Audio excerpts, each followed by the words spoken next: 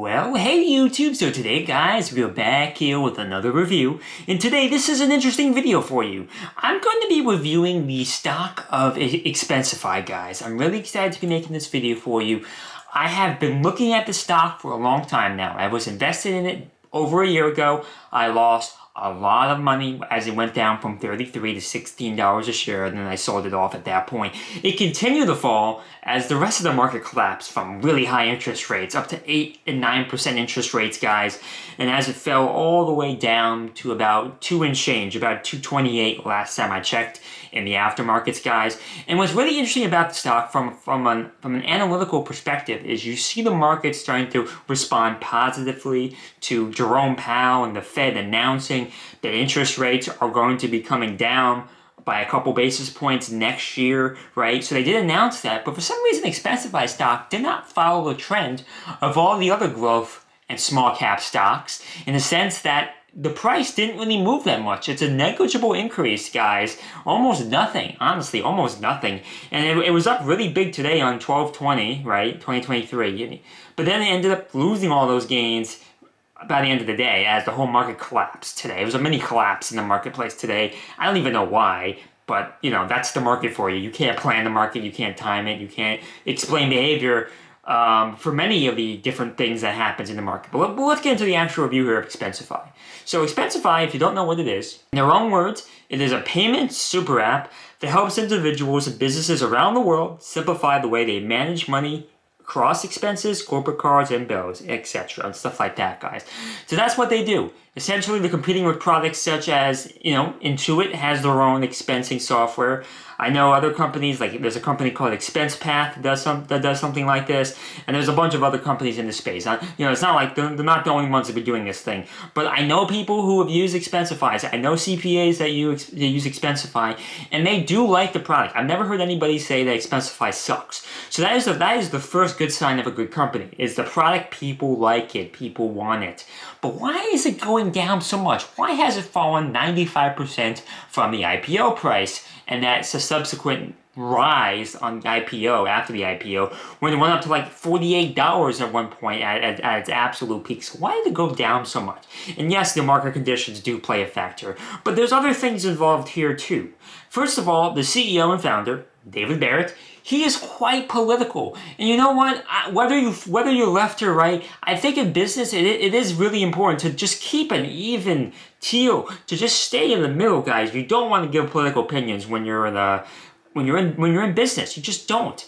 And you know, whether I disagree or agree with it, he told all his clients, all his companies, all his employees to vote for Biden. Whether or not he's right is besides the point. The point is, you cannot be telling all your clients this information. It is political. You are, by nature, going to be dividing your fan base. And you know what? When you do that, you're gonna lose business. And that's exactly what happened. That was one of the reasons why I think some investors particularly just really had a vendetta against this. Kind of look at GameStop. You know, look at the way Robinhood treated the GameStop fiasco. People have a vendetta, and Robinhood has been artificially kept low, although market conditions too, and AUMs have gone down too. So you know what, there's more things to it than that. But people definitely hold a grudge towards it. If you look at the forums for Robinhood, right? You still see that, and I see people in Expensify forums saying the same thing, guys. You know, he told everybody to vote for Biden and stuff like that. He pulled a Casey Neistat, you know, and you know that's what happens. Some people, some traders, if you're a conservative trader and you hate Biden, I mean, you know, you don't like this company. You're just not going to buy it, whether it's a good investment or not. So I think that did not help, you know. So I think market conditions, the polarization of the CEO. But you know what? It's more than just that. If you actually look at the financials themselves, while it's great they have good cash flow, they're cash flow positive, and that's really good, EBITDA has been negative, and revenue has been declining. Revenue has been declining since the 2020 boom, right? Since that stock market boom in 2020, revenues have just decreased. You know, and you know, diversified companies that are battle tested will get through those periods and kind of maintain revenue. Maybe revenue growth will slow down, but you don't want to see negative revenue growth. That's always a bad sign that your product is not diversified enough. The moat is not safe enough to handle these crunches, these periods of time where there's instability and high interest rates, which means nobody's going to invest in growth stocks when there's high interest rates, because you could just put that into CDs or mutual funds and get 5, 6, 7% by doing nothing. If you're a millionaire, right, why would you take a risk when you can make 5, 6% on millions of dollars, and you're making good money on dividends there, right? Why even do this? So you have to really have a diversified business, right, to survive these periods. And Expensify proven that their business model is not quite to the point where it's safe from these declines. It's not safe yet, but it's good to see positive cash flow, which means they have the money. They're not really choosing to invest the money, but they do have it. But EBITDA is negative, which is concerning, and revenue is just revenue curve. That's the reason why I did. That's another reason I did sell, is because revenue started to go down, down, down, and I knew. With the way the market was performing, I knew I had to get out of it. I knew it, But the company is doing things to try to get back. The CPAs I work with, the HR people I know, they all tell me it's a great product to use. So I like to see that. It's only $6 per employee when they use it, and they don't use it every month. So that's why it's about $6 a month annualized. We're in the process of building something called the new Expensify.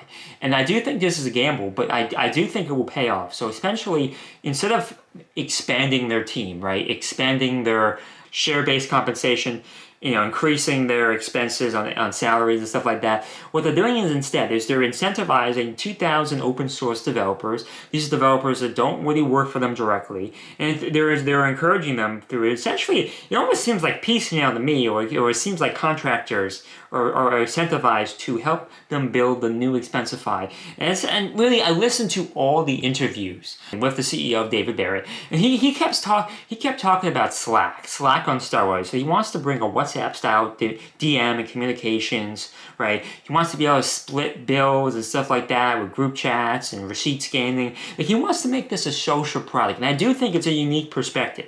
Venmo style requests and send money.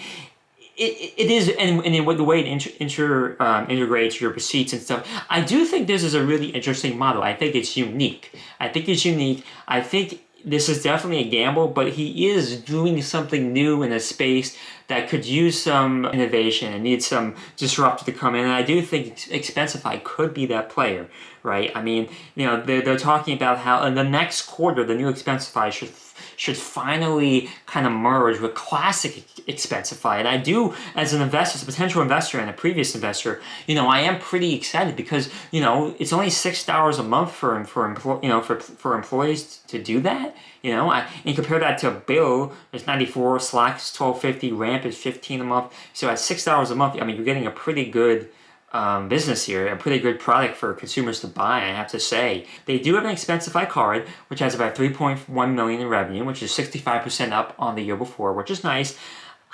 I don't like those expense card, credit card things. I don't know. I don't think that's ever going to be a big business.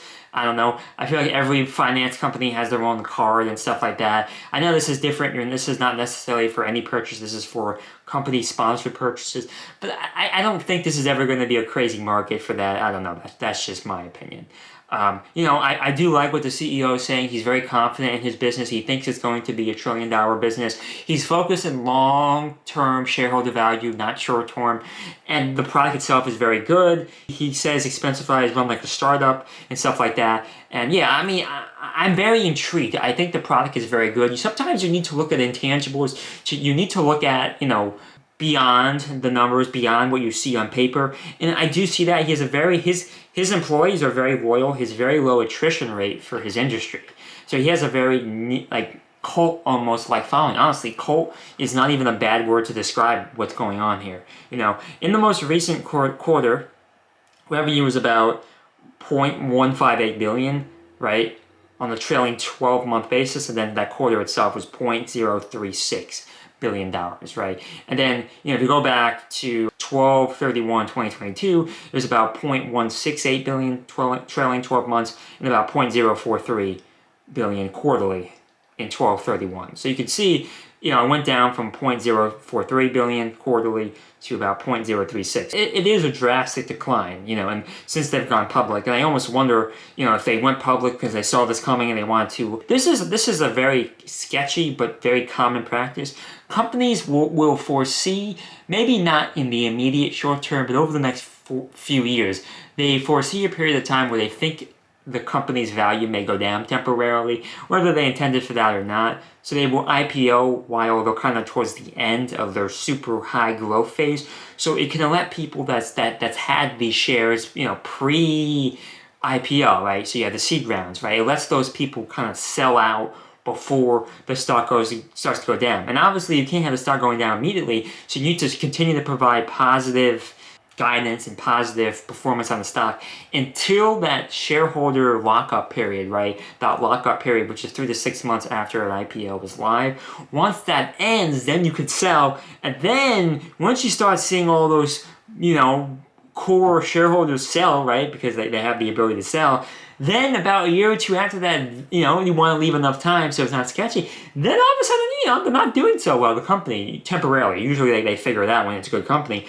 But it's very convenient how this all happened right before the markets collapsed. It's almost like he had a plan. I don't know. I mean, to be fair, the market was collapsing last year, so that kind of throws a thorn in my argument. But at the same time, the you know, the revenue side of this company wasn't too bad last year.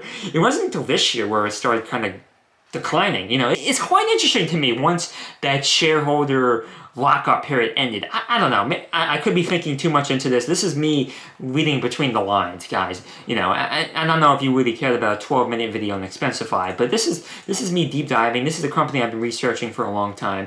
And you know what? I'm going to end it with this point here. The CEO, right, and founder, David Barrett, he actually sold a large number of shares recently. Let me get the number for you of shares he sold recently. I think this is interesting. So he sold about 71,000 shares of his own company recently. And, you know, when the company is only trading for $2.28, it's not the best look, right? I mean, that's not a good look at all. And the market, you know, subsequently dropped it another 4 or 5% after, you know, so that's definitely not the best look for your company. It's not. You know, and I know there's a long period of time. Like when you do this as a CEO or a C-suite, right, you have to give ample notice. So this was known probably for months and months and months. You have to do that. And I'm sure he took the proper disclosures before doing this. But still, it's quite interesting to see him do this in a period where, you know, it's not doing too well. Maybe you should wait until it goes up. I don't know. I'm sure you have bills to pay. I'm sure he's not taking much of an actual salary, but maybe he is. I don't know. No, I know nobody at Expensify is paid crazy, because I think he said that everyone's paid reasonably, but they have reasonable share compensation. I don't know. This is just my opinion on it, but I could be wrong on this. But yeah, this is my opinion on Expensify. Let me know what you think about it. This is a really deep dive. So, am I going to be buying it?